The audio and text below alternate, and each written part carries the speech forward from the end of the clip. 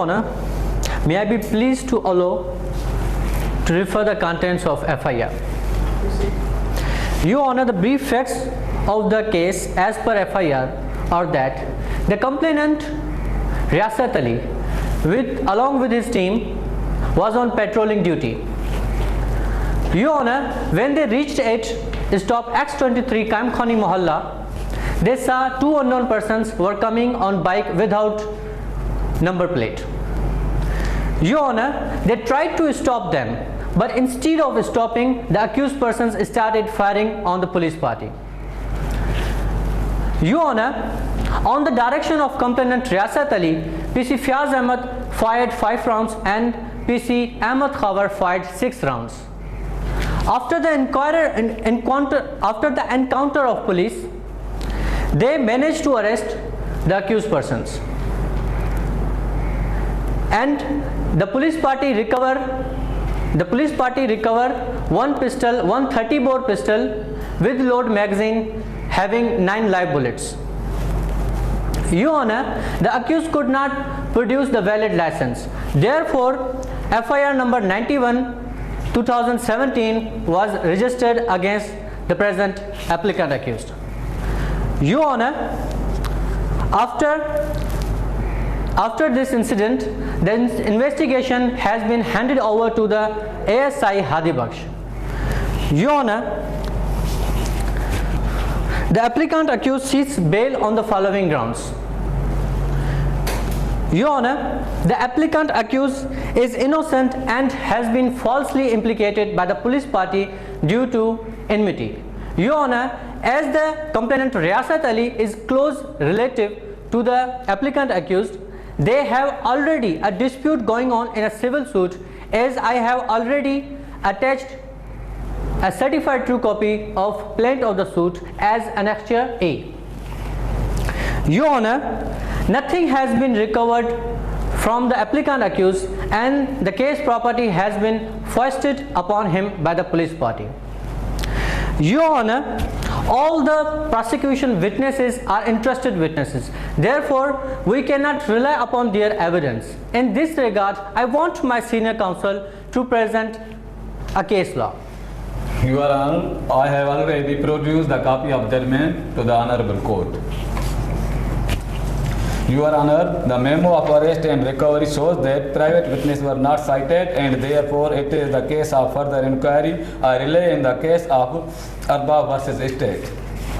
PLD 2014, Sindh 476.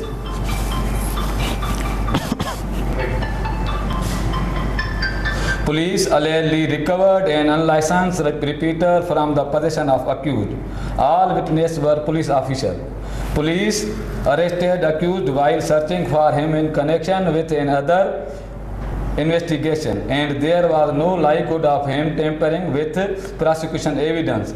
Accused seemingly was not a habitual offender and are previous convict. Joint reading of section 2C 81123, 2 and 24 of the Sindh Arm Act 2013 put the alleged offence outside the prohibitory clause of 497 CRPC. Accused was granted bail in circumstance. Your Honor, it is a clear violation of section 103 CRPC, as it is a duty of the prosecution to arrange the independent witness of the locality as a witness of arrest and recovery. Your Honor, but prosecution failed to do so. Your Honor, I want my senior counsel in this regard to refer a case law.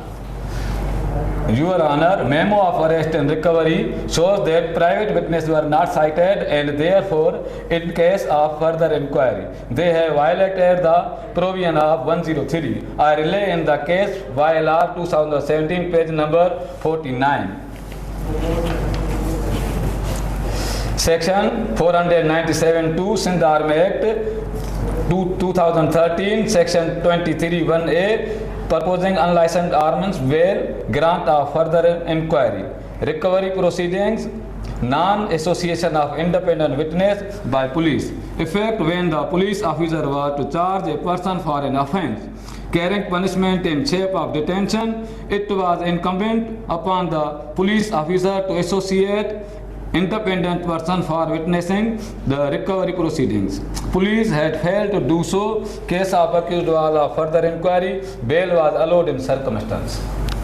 Your Honor, the present applicant accused is on bail in main case. Your Honor, therefore, I pray to grant bail in this subsequent case. Your Honor, in this regard, I want my senior counsel to refer a case law. Your Lordship, I invite your kind attention towards judgment date is 4th July 2014, whereby present accused was acquitted from the charge of main case. What was the case law? And there, Your Honor, the case law is 2014 MLD, page number 1783.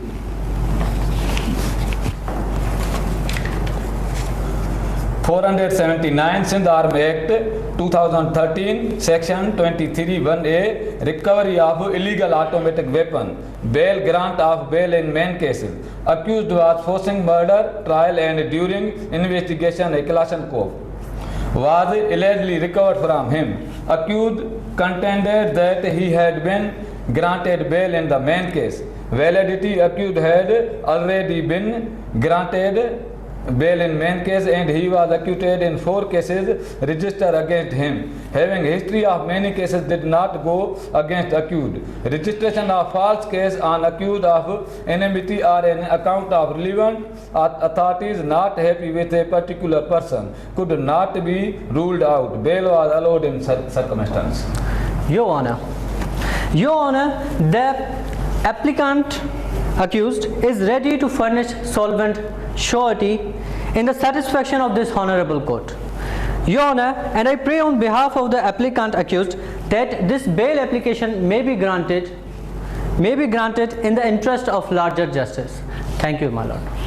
Sir, do you have something to say? Yes, sir. Your Honor, I vehemently oppose to grant of bail on ground that the accused person was arrested on the spot with red hands and an unlicensed weapon was recovered from his possession.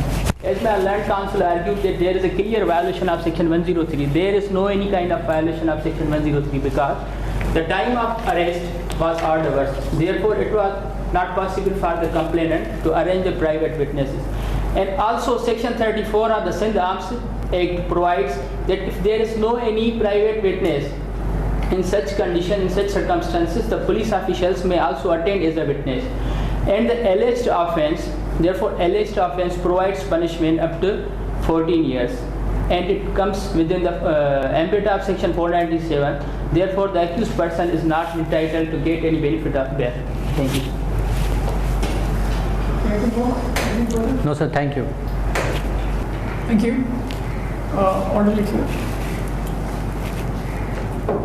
In view of the facts as narrated by both the senior counsels present in court and the arguments presented by them, this court finds on the point of private witnesses as advanced by learned defense counsel, this court finds that although section 103 of CRPC would apply in common parlance in other cases, but in this present case, since enmity has been alleged by the defense counsel, the point raised by prosecutor, the defense of prosecution of section 34 of Sindh Arms Act does not preclude this requirement as the enmity has been alleged, and therefore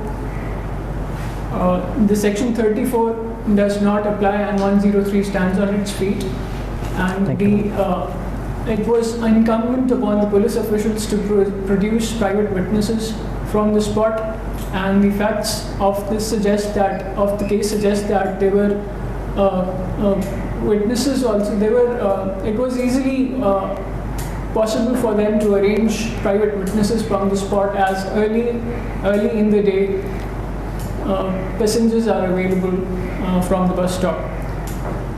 However, moving further, the Defence Counsel relied on case laws PLD 2014 Sindh 476 and YLR 2017 page 49 in substantiating his argument on the point of private witnesses. The prosecution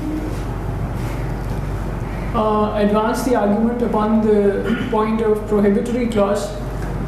Although the article was